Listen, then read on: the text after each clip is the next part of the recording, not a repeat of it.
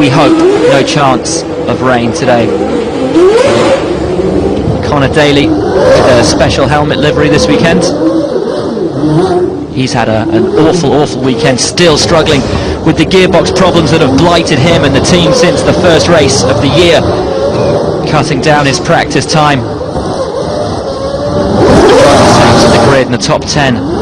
We'll see Daniel Abt start 10th, Leal will start 9th, Marcello is 8th, Coletti 7th, Van Dorn is 6th, Haryanto 5th, Cecotto is 4th, Riquelme starts 3rd, Mitch Evans is 2nd, and on pole position it's Jolyon Palmer. The lights illuminate above the field, and in Monaco we're racing. A terrible start from Palmer, but a great start from Mitch Evans, who's immediately up into the lead, and that's precisely what he wanted on the super soft tyres.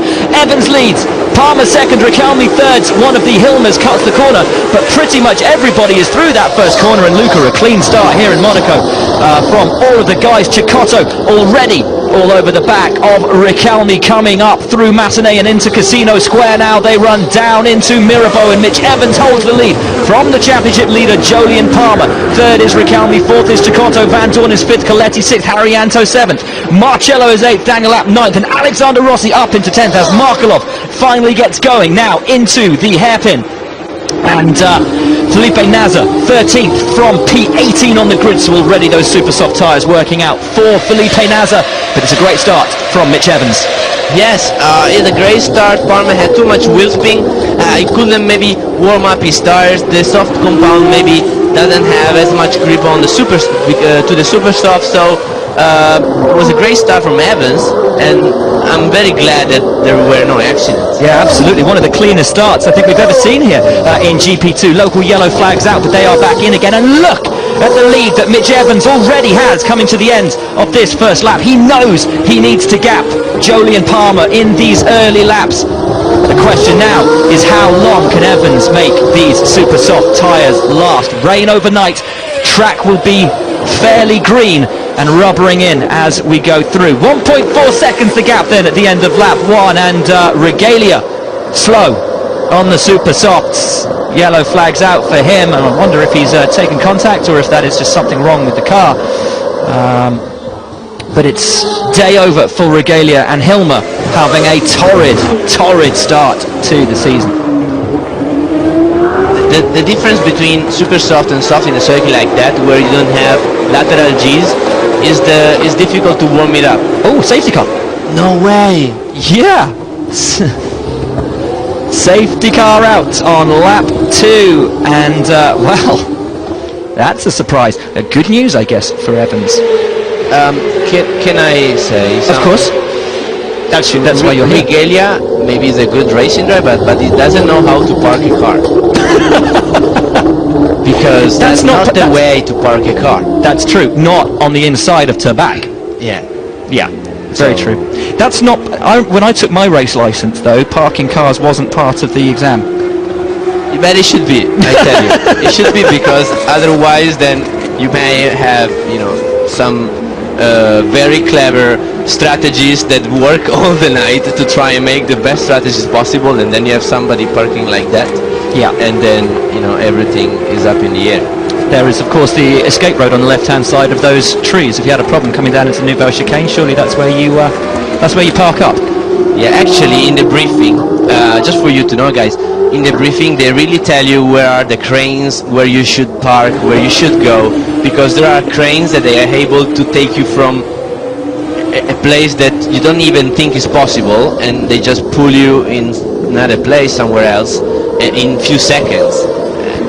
They don't even need a yellow flag maybe for the lap after. They are incredible, the marshals here. Yeah. Absolutely incredible. They are the best in the world. They are so fast. Team Radio Coletti. I'm much quicker than them in front of me. Like really. For Pilat, remember safety car line at the restart. Remember safety car line at the restart. So Coletti's going to hope that Van Dorn's gone to sleep. Now let's see what happens here. There's Regalia, comes out. Looks like he just lost drive coming out. Yeah, possible. It's possible. Maybe just lost drive. Something. Yeah, and he'd already gone past the escape road, so perhaps not to be too harsh on him. He had literally just. But the thing is that on the left side you have the port. Ooh, two teammates making contact, coming down into Mirabeau. Yikes. Yeah. And here's a replay of the start then. Yeah, actually, Palmer had Bisping in first and then even in second. He did it twice. So the guys were too cold. And Evans straight up Cecotto. And you know what? I think last year was playing on Cecotto's mind. Tried to go around the outside of Raquelme. I think remembered what happened with Lima. Yeah, just backed out. Discretion being the better part of valor. Johnny really is a different driver this year. Yeah, very clean through turn one. There, Daniel Abt could get a penalty for that. On board with Felipe Nasr, made up 5 positions in the opening lap. There's one. And then we're going to get 2 coming up the hill. Oh, that's close. Shame we didn't get more of a replay of that. Would have been great to see his first lap and where he made up all those places. But as we always say, unfortunately, the director this weekend is not the guys that we're used to. Those who have spent the last 10 years bringing GP2 to the world. It is the one of the wonderfully unique parts of the Monaco weekend that the local director decides what he shows us, and what he shows us is often not what we need to see. But we make the most of it, and right now, so too is Mitch Evans. A wonderful start sees him lead this race, and behind the safety car, it will give him another couple of laps in those tyres.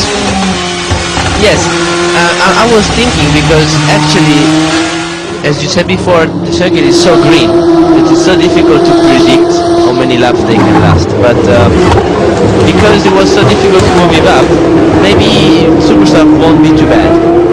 Safety car comes in at the end of this lap. Evans will control the pace of the field, and we will get racing back underway again here in Monaco. The order as it stands behind the safety car on the third lap is Mitch Evans leading from pole sitter and championship leader Jolyon Palmer. Stefan Raquelme sits third. Johnny Cecotto, who has been so monstrous around this circuit all weekend, he sits in fourth. Stoffel Vandoorne is fifth. He loves this track. Coletti, home hero, and of course race winner last year, sits sixth. Rio Haryanto is seventh. Marcello is eighth. Abt is ninth, and Rossi is 10th. Evans now backing the field up, getting ready for the restart, and watch Coletti on the restart, the team telling him to think about the safety car in line, which of course is before that final corner. Yeah, so let's see if everybody remembers that rule, because sometimes it's tricky. Will Coletti catch Vandoorne napping? Normally ART, they are on it for this kind of regulations. Evans puts the hammer down, and Coletti is right with Vandoorne. Palmer is right with Evans, but nobody close enough to have a look. Coming into the final corner, always a difficult place to pass. Vandoorne holds the position, and look at Cecotto already all over the back of Stefan Raquelme as we get things started once again here in Monaco. Back through the first corner, Evans leads up through Beau Rivage. No change in positions then through that final corner. Nobody able to take advantage of the safety car line. So tricky to even attempt to pass this, one of the positions where you can have a little look down into Mirabeau. And up the inside, Coletti having a good look at Stoffel Vandoorne. Again, at a part of the track where it's not easy to pass, but it is just about possible. Yeah, Coletti said before it feels quicker than the guy in front. It was super quick in practice, and it were maybe similar condition that we have now, but in qualifying it wasn't so good on the super soft tire. Down through Nouvelle chicane, and Vandoorne has just been able to gap Coletti a little bit. Haryanto dropping back from the field at the moment, and Marcello will want to get up and past him. That Racing Engineering car, if Coletti's feedback is anything to go by, is hooked up around the streets of the Principality. Running lap 4 here in Monaco through the Rascasse. They fly for only the second time at racing speeds. A little scrappy through there from Raquelme allows Cecotto to just catch in a 10th or so. Evans, the fastest man on track, unsurprisingly in clean air on 125.5, and has a 0.8 second lead over the line. Let's hear some sound.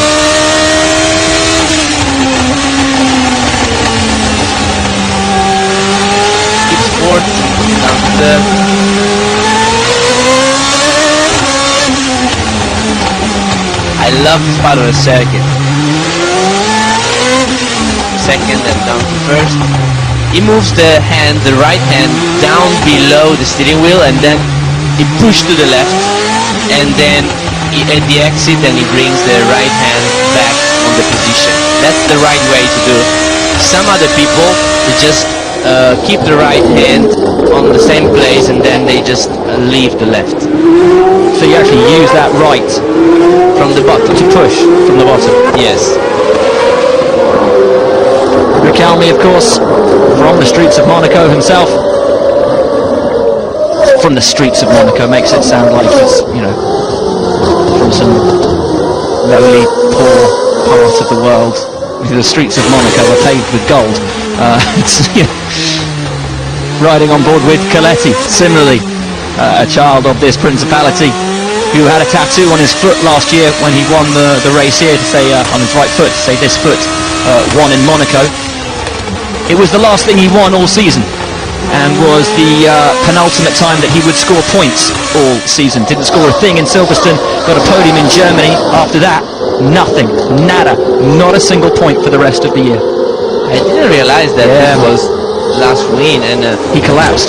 it was a great win because he made a nice move on the inside down the port, and since then it's hard to think that he didn't do nothing more.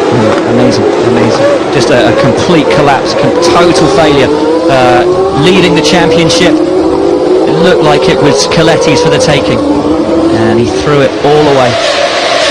Evans, another race fastest lap, leads Palmer by 1 second now here in Monaco.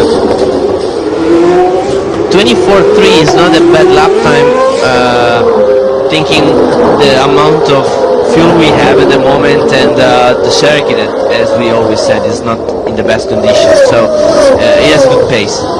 Right, you need to keep the pressure on thick. You need to keep the pressure on thick. Push these tyres, another 4 or 5 laps on these tyres, come on. Okay, so we're looking at pit stop for the Arden boys of around lap 10 or 11. Binder currently down in P17, pushing Peak for P16, but that does give us an impression of, well, certainly the wear rate in traffic.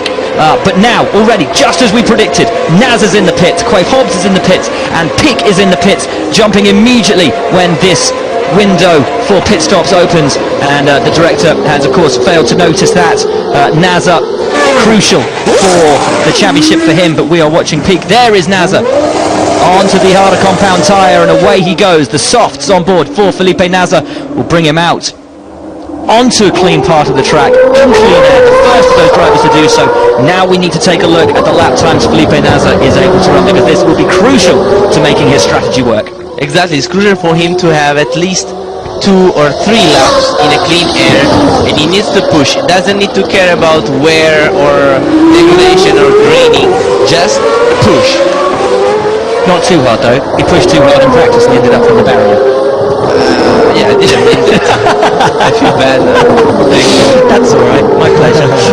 But that's the thing, isn't it?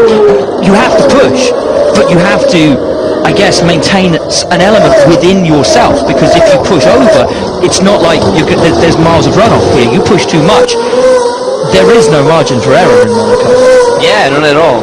But it's nice because you feel it, and you feel there is no margin, but you do it, and every lap is more, every lap is closer, every lap you kiss the wall, and that's the feel you have. You need a nice kiss in Monaco. Canamassas pits, so too Daniel de Jong. This still the battle then for the top 10 positions. Jolyon Palmer now runs the fastest lap of the race in P2 and cuts the gap back to Mitch Evans by 0.2 of a second. Is this the point at which those super softs start to fall off and fall back to the clutches of the guys on the harder compound tyre? I will say more than that is the time where the softer compound is starting to work properly, because they need more time, and now they are on an even pace. But Evans is quite consistent at the moment. So Evans still leads, Palmer is still second, Ricalmi third, Cecotto still fourth, Van Dorn is fifth, Coletti is sixth. Then there's this nice battle shaping up between Haryanto, who is off the pace in the race so far, and Marcello just behind him, Daniel Abt and Alexander Rossi. They complete the top 10 positions. And we take a look back to try and find the times that Felipe Nasr will be running. I'll let you know, but look at this. Evans is dropping into the clutches of Jolyon Palmer. Yeah, you were right. Now Super Soft are dropping already. It's already down 24.9, while Palmer 24.4, so it's half a second. We are running lap 9, and Evans is going to have to pit. Those tyres are going, very nearly gone. You see him scrabbling around, no grip through Casino Square. It's not just on the application of throttle that he can't get out of the corners. Look at him twitching around, trying to put that power down. There's nothing there. Those tyres are gone. But maybe if Palmer doesn't get by, he can also stay in front of him, just slowing down. Palmer's going to want it though. Palmer wants that first place. Look at him, right with him through the tunnel. Jolyon Palmer was on the pole. He wants the lead of the race. He wants it on merit. Doesn't want this to fall back just through strategy. Evans holding on. How much longer can he? Will he hold on these super soft tyres? Will he pit now at the end of the lap? The team wanted to try and make these tyres last for about 14 laps. They're not going to get them. We're running lap 9, and Evans is having to fight against his tyres. A lock up on the front left coming into Raskas. Nothing left on his tyres, and he's going for another lap. He's going to make this strategy work. Oh, and a crash. It's got to be... Oh, it's out. And that's a battle in the top 10 then. So 9th place man is out. And look at Palmer now up on the inside of Mitch Evans for the lead in Monaco. It's a great move from Jolyon Palmer, championship leader. Down there at Sainte Devote, a wonderful move from the British driver, takes the lead from Mitch Evans. And great stuff then here at Monaco. These super soft tyres definitely not working now for Evans, and he's just losing time and losing place. Fantastic stuff. I love that. That was nice and clean, but aggressive. Wonderful, wonderful. Yellow flags then. We wait to see what happened in that top 10 battle. Daniel Abt was running in P9. Here's a replay. Up the inside, Evans gives him plenty of room. And Jolyon Palmer, a brilliant move for the lead of the race. Gets it on merit, doesn't have to rely on the strategy. He obviously had a much better exit from the last corner, so he had a better speed. Now Riquelme is all over Evans as well. Staying out for one extra lap has not paid off for the Russian time guys. But you know what? I don't think there's anything they can do about it. Surely they're not going to try and make a set of the harder compound last for 32 laps, or are they? I mean, Nasr jumped in after 6 laps, so they're going to have to try something. Evans now, he's going for another lap. Wow. Well, it's bold. The problem is that in the time, look at Nasr is taking the full warm up. Palmer now is from the Turn 6 incident involving cars 11 under investigation. We saw Daniel Abt also. It must be Alexander Rossi that is, I guess, under investigation for pushing Abt into the wall. Rossi was 10th, Abt was 9th. We haven't seen a replay of that. We wait to see what the stewards will decide as Mitch Evans holds on from now. Oh, and we're starting to get a Russian train. Evans holding up Riquelme, who's holding up Cecotto. Van Dorn and Coletti are coming into the party. Haryanto, Marcello, Leal. Oh, and Leal's got ahead of Rossi and all of that. Melee as well is up the inside. No, not quite. Riquelme having a look at Evans, and Evans is struggling. I can't see him holding on much longer, and Cecotto is fighting. Oh, Cecotto inching for the fight. Riquelme defends, and that is a tricky place to try and move into back. And all the while that these drivers can't quite get past Evans, they're going to get bunched up, they're going to get frustrated, but they've got to make these tyres last. And Evans still stays out. One more lap for Evans. This is the best condition for Palmer because he can make a huge gap. And over the line this time, Palmer's gap to the guys behind 3.6. Oh my word. Well, that's one driver facing the wrong way. Surely we're going to get safety car. We might even get a red flag.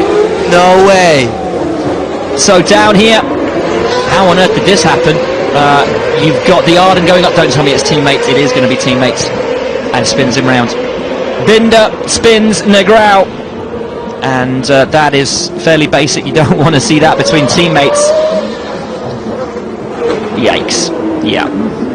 Yeah, I think Binder a bit optimistic there. Perhaps Negrão could have looked in his mirrors a little bit, given him a little more space, but there's not a lot you can do. Oh! And with everybody facing the wrong way, we've now got a crazy situation where the race leaders have pulled up, red flag, and it's difficult not to giggle, but this is the problem at Monaco, of course. Let me take a picture Okay. of the monitor, please. You take a picture of the monitor. This is fantastic. You shouldn't laugh, but you can't help it. Yeah, I don't know, safety car, you're not going to get through there, mate. Race has been red flagged. There's our leader. Oh, and Evans radio. There's a big load of cars at the hairpin, all stuck up. They're hard to get through there, but we're going to stop on this lap. No, you're not, because the race has been red flagged. What happens now? So Negrão is trying to turn the car around. Julian saying, don't look at me, mate. I'm leading the race. No, the engine is boiling at the moment. Yeah. Yeah. They need to get them through.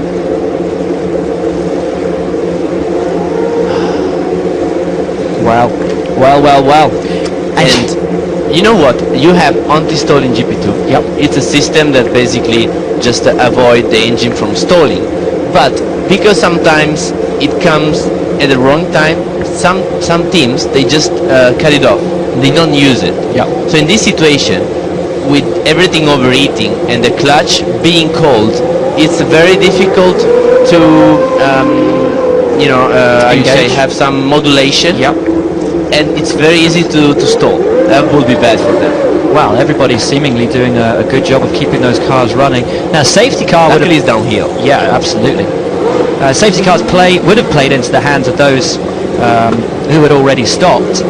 But as it is now, with the red flag, we have a very different scenario. Those who have stopped already, the likes of Nasser, he is the leading driver to have stopped. Oh, and we've got an MP Motorsports car that has stopped down there. I think you're right, with the clutches maybe burning out for these guys. And somebody's going very slow, maybe in safe mode because of the heat. Of course, yeah. Do you know what? And we had exactly the counter problem to that when temperatures dropped too low and they went into safety mode in Spa a few years ago. I think you were racing. Yeah, I was racing, and at that time it was difficult because it was too cold. So what I was doing, I was braking, then turning to the corner, then pulling the clutch, and then going flat out. Wow. And I was taking all the corner flat out in order to raise the temperature. Wow. And oh, Riquelme, yeah. Is that safe mode? Let's see. He's in neutral. Blue lights flashing. I think you're right, mate. I think they've gone into safety mode. there was a red message. For sure it was maybe the temperature. This is Rossi up the inside of Abt. And yeah. Well, it wasn't the worst move in the world from Alexander. It wasn't the cleanest. We just need a wider road. That's always the problem in Monaco, isn't it? You just need a wider road. So we have an odd situation here then in Monaco. The red flags are out. The race has been suspended. Cars have kicked into safety mode, including, I believe, race leader Jolyon Palmer, including, as we get the radio from Binder. You saw the accident? Yeah, we saw the accident. We can probably expect a penalty for that, but we'll wait and see. There you go. Team telling their driver exactly as it is. Yes, mate, we saw the accident and it was your fault. So red flag on board now with Riquelme, who gets a jump start.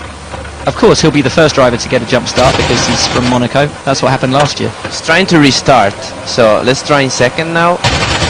They need to push harder, actually. They're giving it a good go. They're all giving it a good go on all of the cars.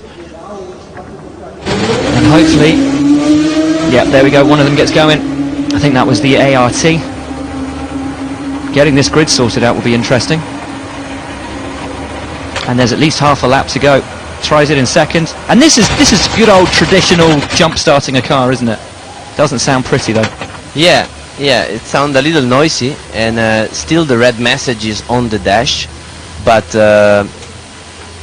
actually you need a little more speed in order to jump start the car. Yeah. It's not an easy thing jumping a road car, let alone jumping a racing car. And you're right. Maybe. Oh, well, they do have a hill at least at the end of the tunnel. Yeah, definitely. They can try that, but still, somebody is not right. Yeah. If he keeps trying, then the team is saying, just try, because yeah, if you have temperature is too high. Evans has not done his pit stop. I remind you, you can work on the car on the grid and even change tires, so you can swap strategy if you want. So, Marcello has been told you can swap tyres on the grid before the restart. We can switch the strategy if you want. So Evans theoretically can change from. Is that right? He can change from the super softs to the softs on the grid, and then not have to make his pit Formula stop. 1 you can't do it anymore. I didn't know you could do it in GP2. No, nor me. But that radio message seems to suggest that you can. We Look will at the find out. graining. Yeah. A lot of graining at the It front. would be interesting to see the rears as well. See how far they've gone, because it did appear for all the world as though Evans was struggling massively, obviously with grip, with getting the power down. Now, can they change tyres? Will they change tyres? That's the big question. If so, this is a lifesaver for Evans. For sure it's good for Nasser as well, because it's P15 and he did the pit already. Well, So, but looking good for him. Yeah, but the irony though is he started 18th, he'd made 5 positions up, so he was running P12 when he pitted. He's now lost 3 positions by changing, and if you can change tyres on the grid, he's lost 3 positions for nothing. No, but the fact that you can change tires doesn't mean that you don't have to pit afterward. He did his pit stop already, Yeah. so I expect for him to just go to the end of the race, while I will expect everybody else as on pit then to do the pit just before the end of the race, as regulation says. Does the regulation say 1 compulsory pit stop, or does the regulation say you have to use both compounds? That's the question. Come on, Will, I don't know. Somebody with the regulations. Who's got the regulations on them? I tell you what, maybe Alexa will give us a shout. We should send Alexa a text message and see what she's saying. Brilliant. Brilliant. And I've just been corrected. Of course, it's not a jump start they're trying to do, it's a bump start. 1 letter difference. A bump start, not a jump start, because you're bumping the car, not jumping it. Jumping it is with leads, isn't it? Mark Bradshaw on Twitter, thanks for that. Yeah, I did get that wrong, of course. 30 laps left to run here in Monaco when we do get this thing running again, and Rossi, I mean, is still, he's got to the bottom of the hill and he's still asking to be pushed back. That's it, they say. And they're saying that's it, and no, for the 2nd year in a row, Shame. they're going to call it a day. They're going to call it a day. Riquelme's got going again. Rossi's saying jump start me. Because you remember Rossi was in that melee down at turn 1 last year, and they called it a day for him. The relief for Riquelme must be palpable right now. At least it's good for him, because he's not losing any position. Oh! It's fine. That's massive commitment. Rossi saying, don't you dare retire me from this. Don't you dare. Is keeping the foot on the brake. Yeah. But Don't you please, dare. push him. Please. You did for everyone. Yeah, you should push do started for me everyone as well. else, come on. And they're saying no, and he's saying no, you're pushing me. You are going to push me, you're going to bump start me, you've done it for everyone else, come on, let's go. Yeah, it let's would go. be fair. It would be fair. You know what? It's risky for him not to follow Marshall's instruction, because you should do it. But he is right, absolutely. They've done the same thing for everyone. They Yeah. just need to push him harder. Now, if I'm right, I'm pretty sure the regulation is a mandatory pit stop. I'm pretty sure that's the regulation, at which you need to, obviously you need to run both compounds in the race, but it's a mandatory pit stop. Certainly that's the regulation as I recall it from years gone by. Remains to be seen, but I'm pretty sure. So these guys are still going to have to stop. What could be interesting is to slap on a fresh set of, if you can change tyres on the grid, because I think you can, slap on a fresh set of super softs, make it work for another 10 laps with a lower fuel load, and then come in and change onto the hards later. Or harder, I should say, harder compound, the prime tyre. I'm thinking, and I'm a little overeating, and but Do you need a drink? Do you need some water? Put a call out for some water. no, you know what? And a cup of tea. I could do a cup of tea.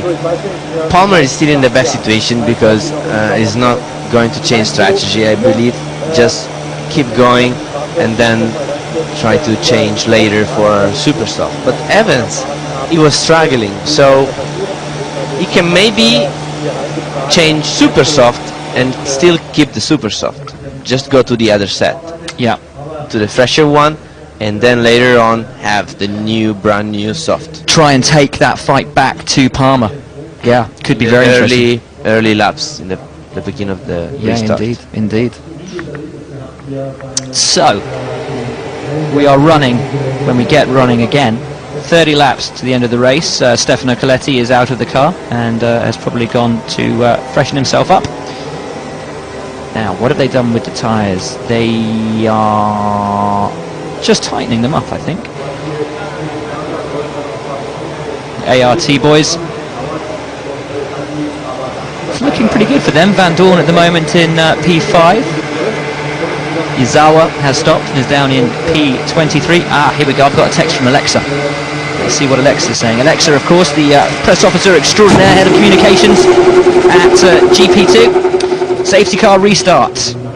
Wait for the grid order to replace the cars. They can change the tyres, but it's not considered to be their mandatory pit stop. So there we go. That's the news officially coming in from Alexa. Thanks, Alexa. She's good at her. She's very good at her job, Alexa. Yes. She's much better than the guy who went before her. And I'm also glad that this is a good news for us because we still have a race with a mandatory pit stop, and it's like a safety car, nothing different. Yeah, something's gonna be interesting because changing tires again for sure is good for Evans, that he was struggling a lot, and the gap is back to 0 to Palmer. So we wait. It will be a safety car restart. The drivers will still have to make a mandatory pit stop if they have not made their mandatory pit stop, and must of course use both compounds of tyre in the race. So for Binder, they were probably waiting for the restart to give him the penalty. Then Yeah, exactly. Well, it's been an interesting morning so far. Team radio from Markelov. Martin, when they do the restart, this will be under the safety car, okay? Okay, we already had that. So out of the race so far, Regalia and Abt, both Hilmers. What their shocking start to the season continues. Now, Riquelme's being put up on the jacks. There he is. What does this do to you as a racing driver? You're in the midst of competition, in the middle of a race, and you get red flagged, and you have to sit on the grid and wait for the restart. How do you channel? How do you focus? How do you keep your head in the game? yeah, it's not easy because a part of yourself is still thinking on basically the previous race, let's say, because they're kind of two different races, but you have to start from 0 again and think of the solution you might have to improve your position. But the thing is, you have to try and keep your concentration because sometimes it's a little difficult. What I normally do, I stay in the car, doesn't like to go out, stay in and just talk to the engineer. But a race like that is already tough. It's demanding, it's tiring, and today is hot as well. And the concentration is always so high. We won't go into that. Canamassas has managed to stall. Everyone though gets going around him, apart from Sergio. There we go. They've got the starter in the back of him, man. Away you go, Sergio. And we will get this thing back underway soon enough. When the race restarts, we will have 40 minutes and 22 seconds on the clock. The reason you still see the time at the top is because the race is not officially restarted yet. This, to all intents and purposes, mate, is going to be like the sprint races tomorrow. 40 minutes, have at it. Apart from the fact that the top 14 drivers have still got to make a pit stop. Yeah, that's the thing, and this is what I like, because for GP2 it's crucial to have a pit stop in Monaco, because that is good for the fast guys, because at least they can try and make fast laps and get people. The sun still baking the streets of Monte Carlo, and that's an interesting point as well. Of course, track temperature will have only increased in the midday sun. They say only mad dogs and Englishmen go out in the midday sun. We have an Englishman who will be leading the race, and we have a fair few mad dogs behind him. Which one of them can take the advantage, or will Palmer score a resounding victory here in the Principality? The swimming pool there, I swear one day somebody who wins the race here has got to just jump in the swimming pool. That would be Valentino Rossi. Yeah, go to the top diving board and jump off. But there's a slide as well, that would be fun. Go down the slide. Palmer sits and waits as the lapped cars come back to the grid. Thumbs up from the race leader, thumbs up from the championship leader. The lapped cars now position themselves at the back of the field, and we should have everybody back in the right positions and ready to get this race back underway. Jean-Paul Driot just asking if we are ready to go. Off the grid you go, Jean-Paul. Your boy will be leading behind the safety car. Felipe Nasr has stopped, is down in P15. Everybody away from the grid now. And finally, at midday, we will get this Monaco contest back working. And Nasr, has he got an issue? Yep, he's good. Thumbs up. Safety car will lead the cars away, and they are already off. Palmer, Evans, Riquelme and Cecotto, the top four. Behind them, Stoffel Vandoorne and Stefano Coletti. Then Rio Haryanto, Raffaele Marcello, Julian Leal and Alexander Rossi. Okay, mate, so all being well, we really need to make one place to get the top 8. And it looks like you and all the guys in front are on the same strategy now to the end of the race. So I'll do my bit, you do yours, and hopefully we'll get a result out of it. Nice. So that's what they're telling him. You need one position for reverse grid pole tomorrow. Yeah, and in Monaco is crucial, because if you start from the front in race 2, then you have a podium secured. Coming down into the corner that sparked the mayhem. The Arden teammates making contact. René Binder, a bit of an opportunistic move up the inside of Andre Negrão, spun him to face the wrong way, and that caused the traffic jam that brought out the red flag. The cars then overheating in the midday sun, causing them to go into safety mode, having to have a number of them bump started in the tunnel and on the run down into Nouvelle Chicane. Finally though, everybody got going, and Alexander Rossi was eventually bump started and pushed back to P10, from where he will restart this race. However, the possibility of a penalty looms over Alexander Rossi, as it does for René Binder. Safety car will come in at the end of this lap. Jolyon Palmer will be in control of the race. Mitch Evans has switched from super softs to softs, but will still have to take his compulsory pit stop, as will everybody in the top 14. It is up to Palmer to temper the pace. It is up to Palmer to decide when he puts his foot down, and I would hazard a guess it will be right about now. Safety car is in. Palmer can start to push. Does so and has left the likes of Vandoorne trailing in his wake.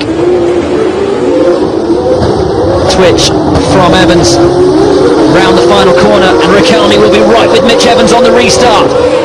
Down the start-finish straight, Palmer leads, a good lead already over Mitch Evans, and Riquelme having a look, as a big lock-up from Mitch Evans as he tries to keep Riquelme behind. Let's not forget, of course, Evans has spent the majority of this race so far on the super softs. Riquelme knows how to look after and how to drive on these prime tyres, and Evans already struggling to keep the downs behind as Cecotto's getting involved in the action as well, coming down into Mirabeau. Riquelme goes and has a look at Evans. I think half trying to defend from Cecotto, at the same time Cecotto having a look, Riquelme defending, and Riquelme is having a job because he's trying to get ahead and he's trying to keep the other guys behind on this restart, as Marcello has a look at Haryanto, now down through Portier. Evans falling back every corner, from Jolyon Palmer. Can Raquelme have a look down into Nouvelle Chicane? Not quite close enough at the moment. As we look behind, Marcello also having a good look. Leal and Rossi 9th and 10th as well, but the order is as it was. Palmer leads, a walloping lead though over Mitch Evans. Raquelme, Cecotto, Vandoorne and Coletti, the top 6. Palmer made a great job in warming up the tires while Evans couldn't do it enough. So he was too cautious and now he's struggling. Through the final corner then, Evans fending off the advances of Stefan Raquelme. How much would Dams love a 1-2 here on what is essentially the closest thing the French team has to a home race? Just a couple of 100 metres from the French border. Into the pits comes Berton. So that's our P14 man taking his compulsory stop. Yeah, so pits are open and somebody will try and pit early and try to stay away from the traffic. Palmer, nearly a 2-second advantage over the course of that first lap. Absolutely getting the job done right. Rossi holding on to Leal, who took Alexander Rossi when Rossi made contact with Daniel Abt down there at the hairpin. And as the team told Julian Leal, you need one more position to make it into that reverse grid pole spot for tomorrow, which is currently held by Marcello, the rookie. He and Vandoorne, the two highest placed rookies in this championship. Stoffel Vandoorne backed heavily by the McLaren Formula 1 team. Marcello backed heavily by the Ferrari Formula 1 team. Cecotto's very, very close to Raquelme. At the moment, Evans is maybe getting a little better, but they're still very close. Once again through the final corner, and Raquelme sticking with Evans, who's managed to just gap him slightly through the final corner. Palmer fastest lap of the race, and the gap is 3.1 seconds now. Jolyon Palmer back to Mitch Evans. He's 1.2 seconds faster than Evans. Wow, it's a lot. Palmer is really pushing very hard. He wants to win again. An amazing drive from Jolyon Palmer. Once again, his start let him down today, but he has pulled it back.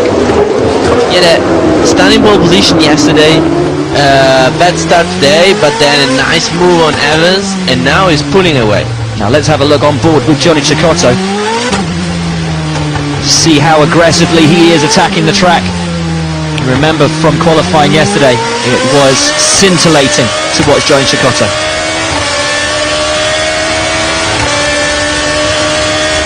That blinding light out of the tunnel. And Cecotto will feel that he can have a bite at Raquelme at some point.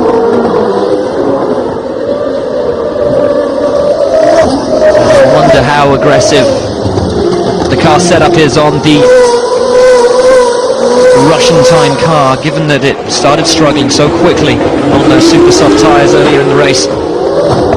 How quickly will Evans start to eat through his tyres in this race? Because let's not forget, at every race this year the Russian time has struggled with tyre tech. And last year they won the race with Camber, as we said before, and so I was expecting maybe for them to have a more consistent car, but it looks like they're struggling. Well, the difference, of course, for the team is that while it is the same team by name, it's a very different operation. Motorpark were the team that operated Russian time last year. This year it's iSport. Take nothing away from iSport, of course. Championship winners in GP2, but different operations running the teams, and of course with that comes a whole raft of different considerations. Now we ride on board with Stefano Coletti, currently 6th place, half a second behind Stoffel Vandoorne through the tunnel.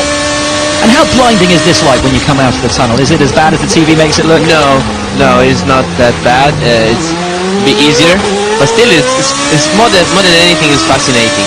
It's nice to be there. Into Tabac.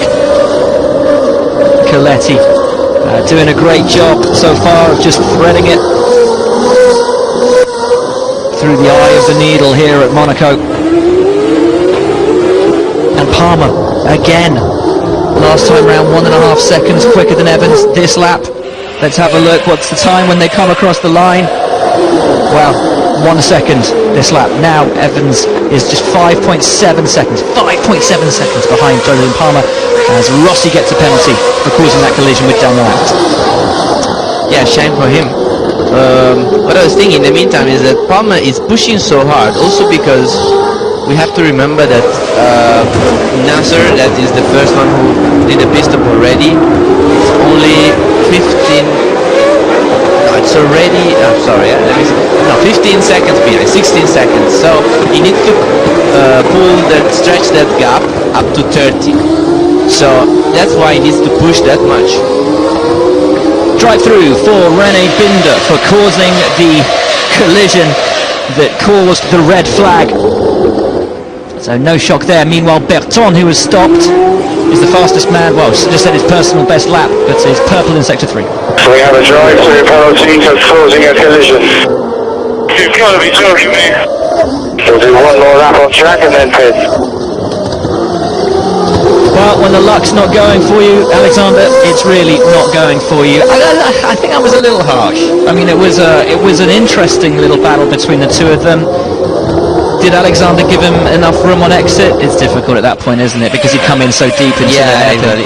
He couldn't do anymore because he was at full lock on his steering wheel.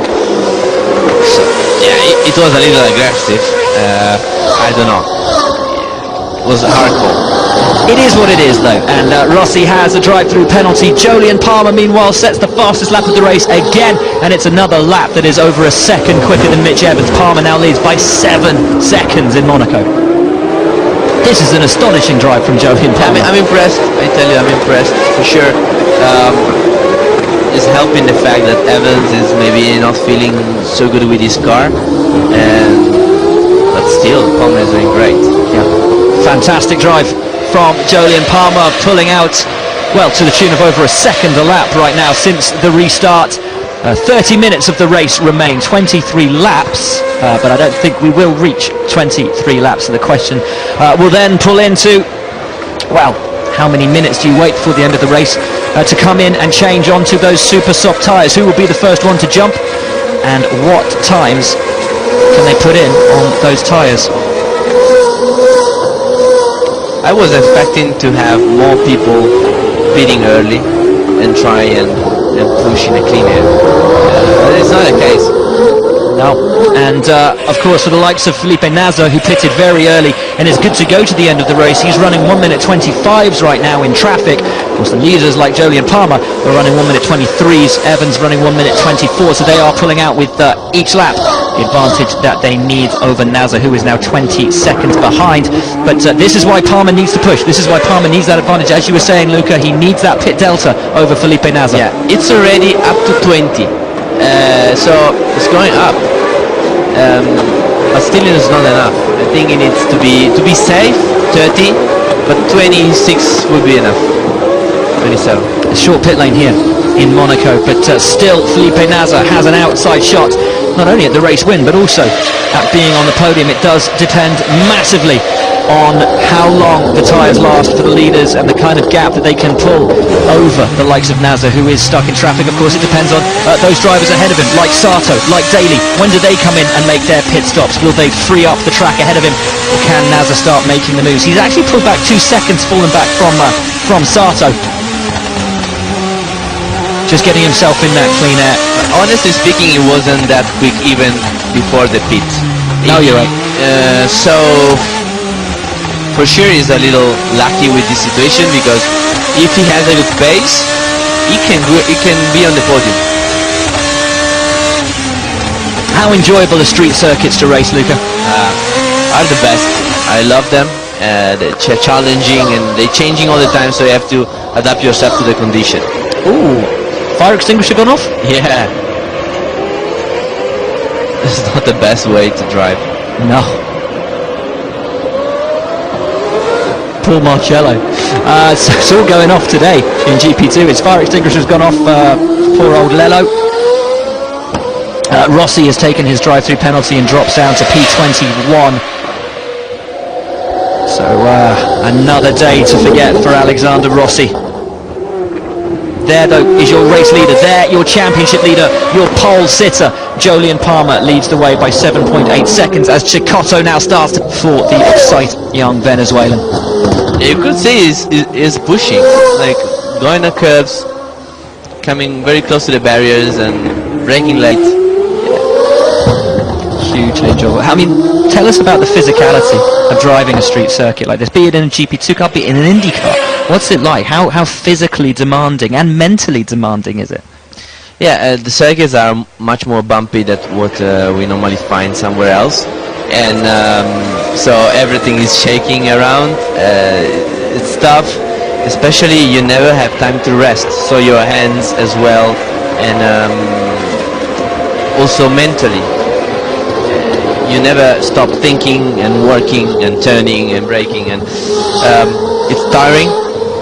But especially if at the end of the race you go back to the hotel and you are absolutely gone. Just finished. Finished. Mentally finished. Is that why, to achieve a result, as you were saying, a podium or even a win here in one, is that why it means so much? Because it is so demanding, so draining, because you put everything out there to achieve that result. Yeah, that's a big part of it. From my point of view, it's more just than the fact that I enjoy driving in the streets. For me, it's just the way I love to push a racing car in the street. It's more just the fun I have. Must be an amazing experience, which few of us will ever get to appreciate. Right now, no one's appreciating this more than Jolyon Palmer, an 8.4 second lead over Mitch Evans last time round. Evans, though, starting to push. Purple sector 1 for Evans on that lap, but still over the line.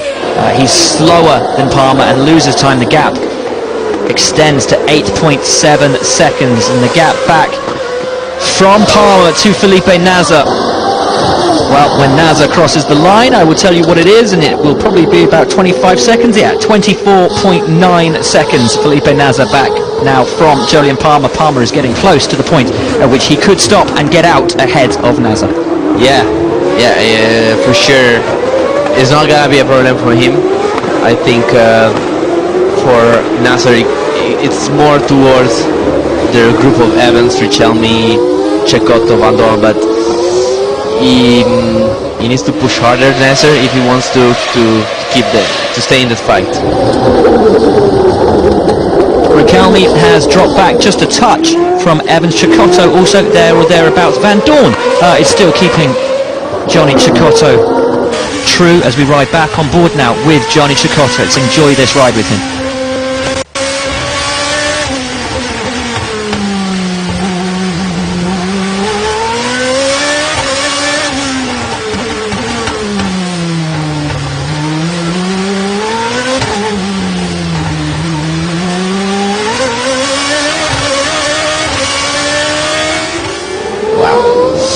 We pull back. Alexander Rossi taking it to René Binder, this over 22nd place.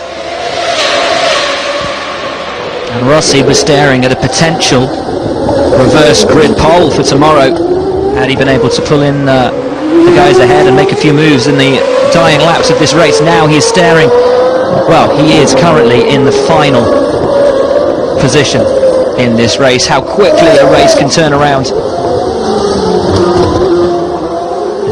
Rossi behind Binder. It's got to start to go right soon for Alexander Rossi. He's had an awful start to the season. Ironic, given that Caterham were just so competitive, so fast, all the way through winter testing. Things have got to start turning around for him.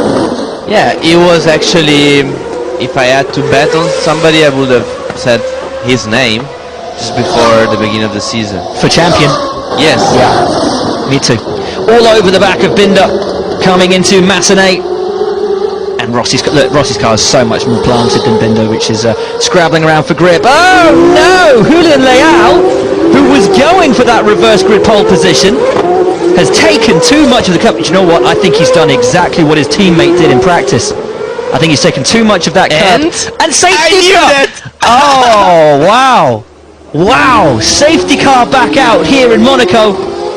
as Leal puts it in the barriers at the Nouvelle Chicane. He shakes his head, knowing full well what he's done. Now is the time for Palmer to jump into the pits. He's got to, otherwise the strategy becomes undone.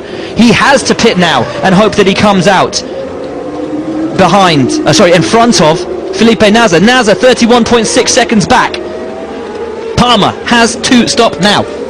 Has to. Otherwise it's gone. Otherwise it's game over. He has to. Here we go. He's going for the move on. Oh, yeah, it's exactly the same. It's exactly the same. Hits that white curb. Goes for the move on the Racing Engineering and bop, bop, bop. In. Oh. Oh dear. Oh dear. Didn't make the corner, was never going to. Lello cuts it as well, and bop over the curb and into the fence. Thank you very much. Game over for Julian Leal. And Lello was also lucky because he also touched a little The front wing. and And here we are. Palmer into the pits. 31 seconds was the advantage over Felipe Nasr, but how much has he lost on the delta coming into the pits? You can't just rush once a safety car has been deployed. Softs off. Super softs on. It's a pretty neat stop from the Dams boys. Whoa, jumping out of the way. Slight delay on the rear left from Russian time. It's a busy, busy pit lane in GP2. Oh, and a loose tyre from the Dams boys rolls over to the other side of the pit lane. Here comes, though, Jolyon Palmer. Where is he in relation to Nasr? I think he has kept that lead. He has. And who's the next man through? Will it be Nasr? Who's that? Is that Trummer? It is Trummer. And Trummer hasn't stopped. So there's Nasr. Nasr, is he going to get out ahead of Evans? No, Evans out just ahead of Nasr. And let's have a look here. I think this is where we might see. There's the tyre. There's that loose Dams tyre. So Whoa, that is, yeah, that's going to be a potential drive-through. Yes, indeed. Well, clipped as he left his position by Palmer. Does Palmer get the penalty? Yeah, this is what I was about to say. It's Palmer's tyre. It's Palmer's tire, and Palmer hit it. Well, this could be a fascinating end to the race here in Monaco, because Jolyon Palmer, having done everything right, built up the lead that he needed over Felipe Nasr, and taking that stop, clipped his own tyre as he left his pit stop.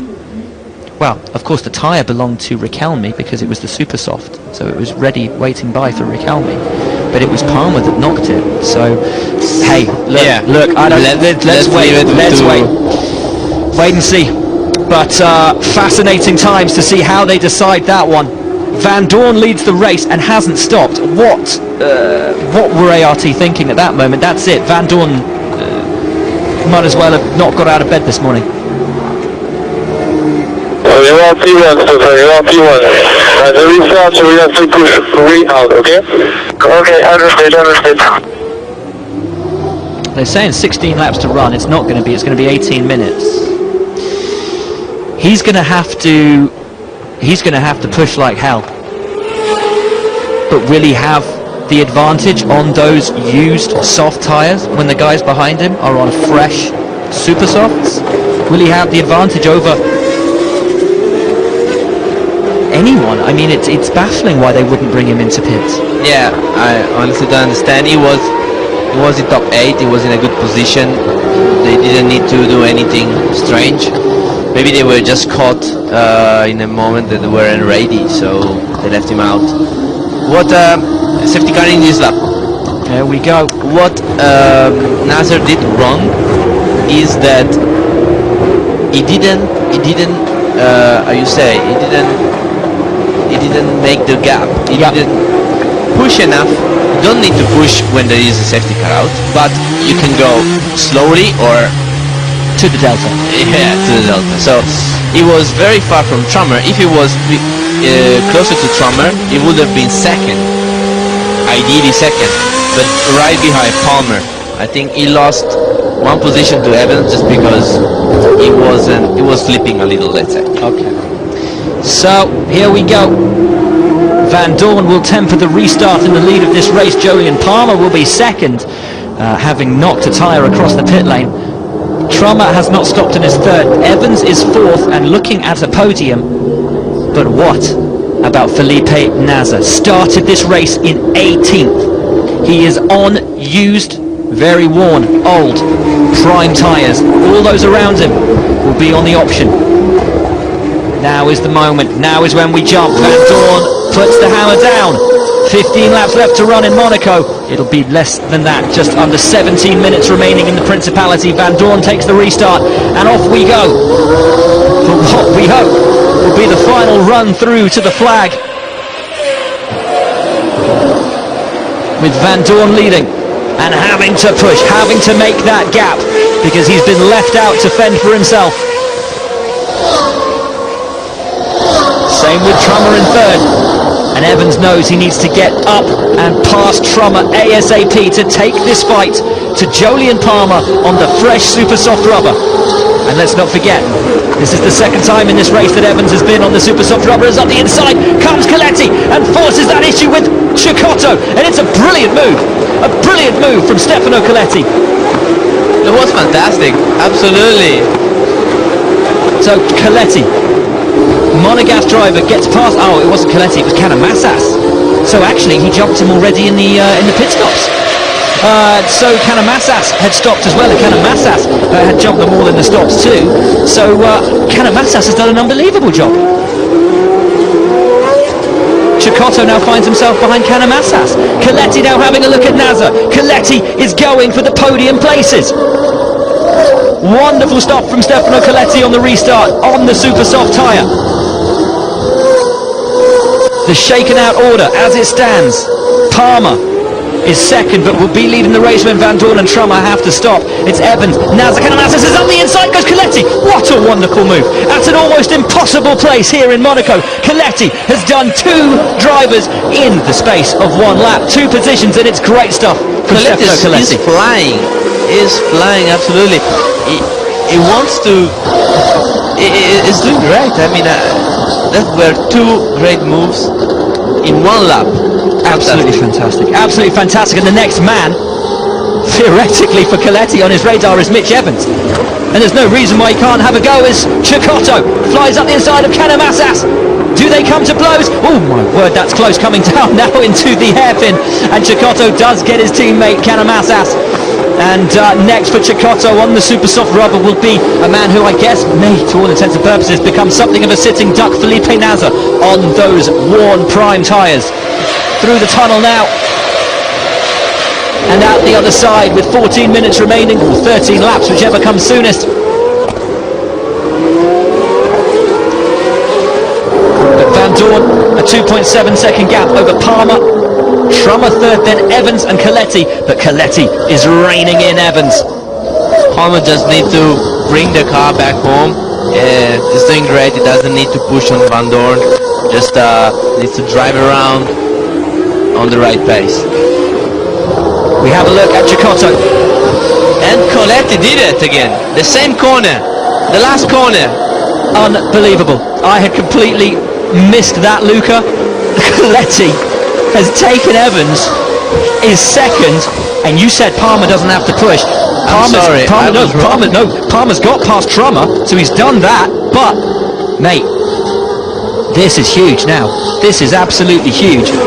Because coming for Jolyon Palmer, it was again in the last corner, right on the inside. Stefano Coletti is coming for Jolyon Palmer. He's going for the win of this race. There's no two ways about it. Coletti, who started in 7th, who won here on the Sunday last year. This was the race weekend where everything started to come undone for Coletti. It was the last big thing he did. Is this the race where everything starts to go right for Stefano Coletti in 2014? 12 laps or 13 minutes to go, and here we go into Rascasse with Coletti. There is Mitch Evans, and just throws it up the inside, doesn't give him a choice. Wow.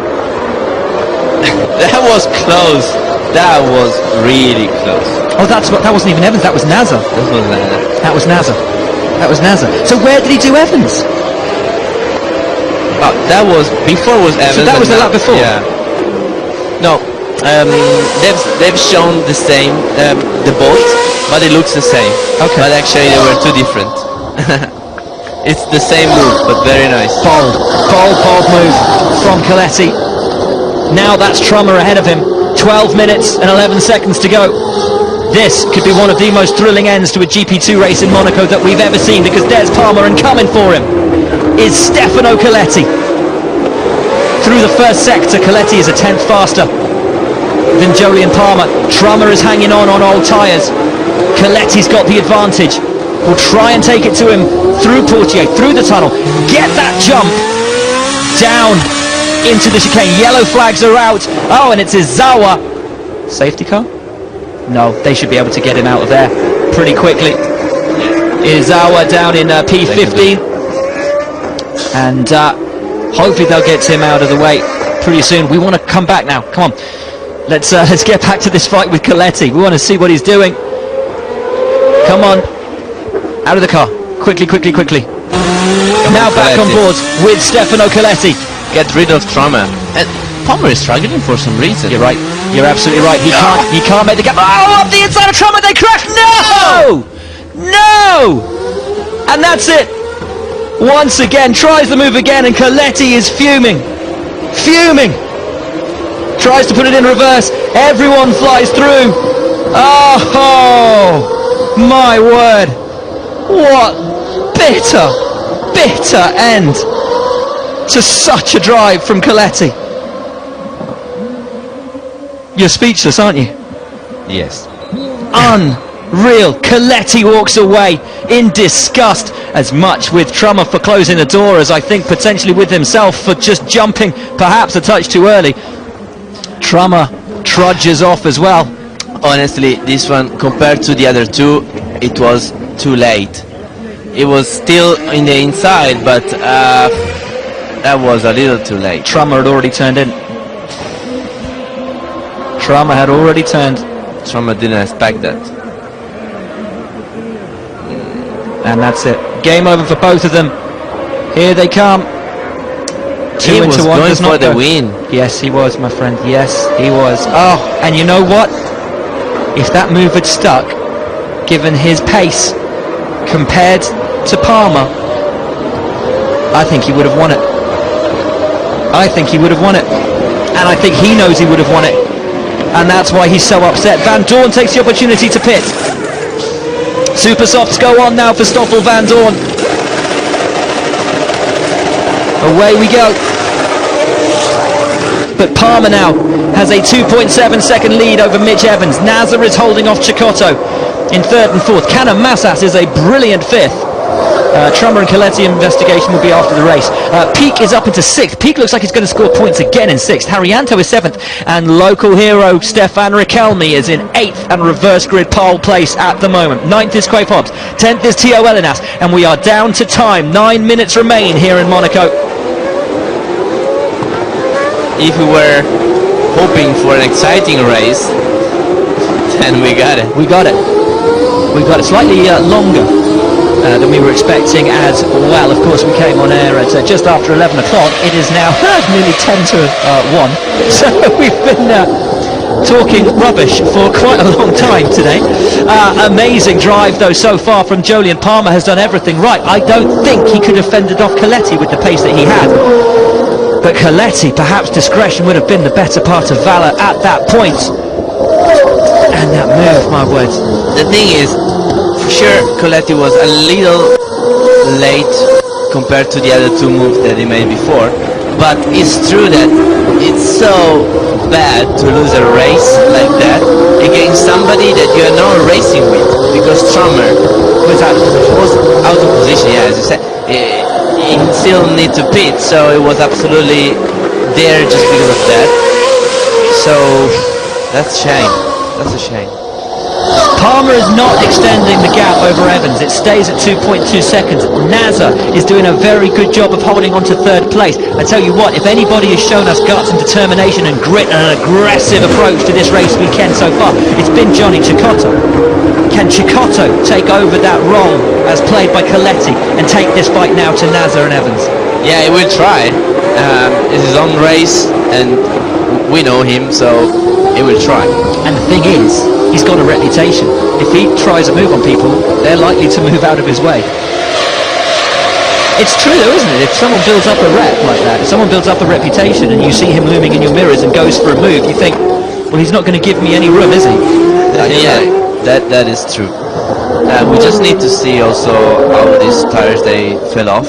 Yes. The super soft, and you never know, maybe Nasser with the soft, now that the advantage from the super soft is maybe going away, he can be fast again. Still, yellow flags out at the final corner. And I tell you what, Palmer is losing time. Through sector 1, Palmer lost 6/10 last time round. The gap was 2.2. Over the line, the gap now is 1.9.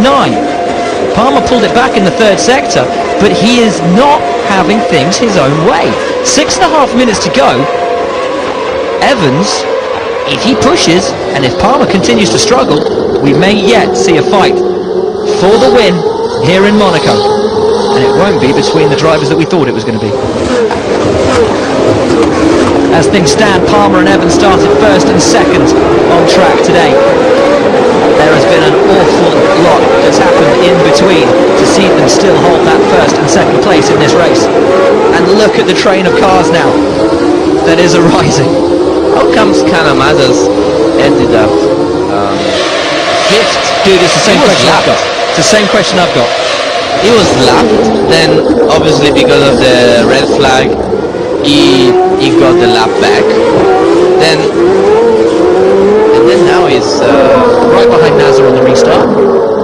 he's potentially he can fight for the podium if something happens between Nasser and Evans. And he's right with Cecotto as well. The teammates, line astern, yellow flags are out. Where though? That's the question. Yellow flags out on track here in Monaco. And it's Artem Markelov down at Nouvelle Chicane. Keeps it running, and there is debris on the track. Canamatas having a look on the inside of Cecotto through Sandevot and running up the hill. 5 minutes left in Monte Carlo. Evans has cut the gap back to 1.6 seconds. And it's all in that first sector. Evans has got 4/10 on Palmer. And you know what? Within the next couple of laps, and there will only be time for maybe 2-3 more laps, it's going to get close. It is going to get close. Once again, Evans takes 3/10 out of Palmer in sector 1. As ahead of Cecotto and Canamatas. Wait, that's Palmer. Oh yeah, that's Palmer. So there's Evans and there's Nasser. I thought it was just Evans ahead of Cecotto and Canamatas. Oh, and there is the racing engineering car in the middle of the chicane. The drivers avoid the chicane, and that's allowed everybody to catch up as they straight line it. So coming down here, this is what happened between Markelov and Sato. Oh, and actually it was Binder up on the inside of Markelov, and Binder's not having the best day. No, not at all. Not at all. Caused the red flag, and on the, well, come on, Rene, where did you expect Markelov to go? Where did you expect Artem to go? Yeah, that Silly, very silly. bad day for Binder. 3 minutes 40 of the race to go, and look at this now. The gap is 1.3. It's another 3/10 for Mitch Evans. Up Beau Rivage and into Matinee. Let's see how many tenths he takes out in this. The lap times have gone. What are we doing now, Luca? 28.9. It's so slow. So he's really struggling. He's like 4 seconds slower than before. That's why, look at the group. Everybody is catching up.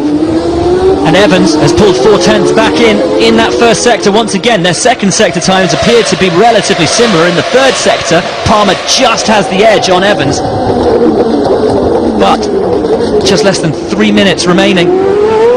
We are going to have a grandstand finish here in Monaco. Yellow flags are out into Tabac.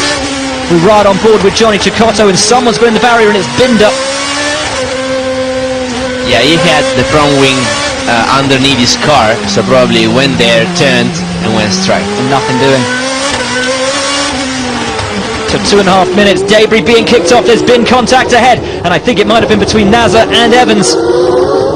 Nasr now knows that there's probably only just over one lap, probably 2 laps left to go here now in Monaco. Nasr all over Mitch Evans, the gap down to a single second between Jolyon Palmer and Mitch Evans. And there is the 16 car of René Binder. They can't get him out. They're trying their level best. He's stuck firm in the barrier. Now they roll him out. Yeah, he's gone in. He's gone in hard there. I hope this race doesn't finish behind the safety car. I hope we get the grandstand end we've been hoping for. 1 minute and 50 left. My word, the marshals here are brilliant. And they've had a very busy Friday in Monaco. As they do their job and get rid of the car. We want to see, though, the battle at the front, as once again Evans has taken 3/10 out of Jolyon Palmer in Sector 1. The gap between Evans and Nasr is just 0.2. Minute and a half remains here in Monaco. We haven't seen anything of this lap, but the cars will soon be entering the picture once again. There they are. It's Palmer, it's Evans, it's Nasr, it's Cecotto, then Canomassas. 1 lap left. Once they round the final few corners, we will be on the last lap, and Nasr is right with Evans, and Evans is catching up onto the back of Jolyon Palmer. But is he close enough? I don't think he is, not yet anyway. Palmer is going to have a pretty steady rear guard action for this final lap. Oh, wow, big oversteer for Nasr. He wanted to have a good exit, but tried too hard. Palmer's gap 0.7 seconds. Evans is coming all the time. If there was perhaps one more lap of this race, you'd feel after this one that Evans might have a shot. Will this race be 1 lap too short for Mitch Evans to have a go at taking the win away from Jolyon Palmer?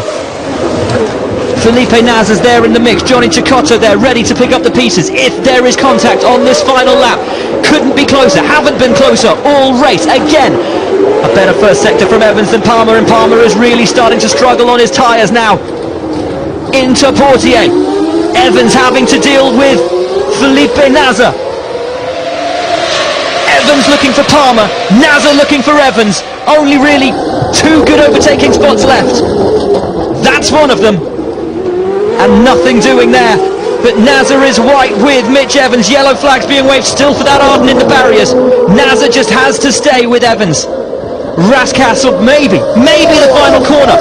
And look at Evans, look at this, the top 3. This could be the closest finish, I think, possibly in GP2 history. It's Palmer, it's Evans, it's Nasr. I think Palmer's going to have the win, though, through the final corner. Jolyon Palmer will win in Monaco. Who will be second, though, between Evans and Nasr? Across the line, it will be Evans from Nasr, but only just. And a wonderful win here in Monaco for Jolyon Palmer, soaking up immense pressure in the final laps. Mitch Evans makes it 3 Monaco podiums in a row. And Felipe Nasr, 3rd place from 18th on the grid.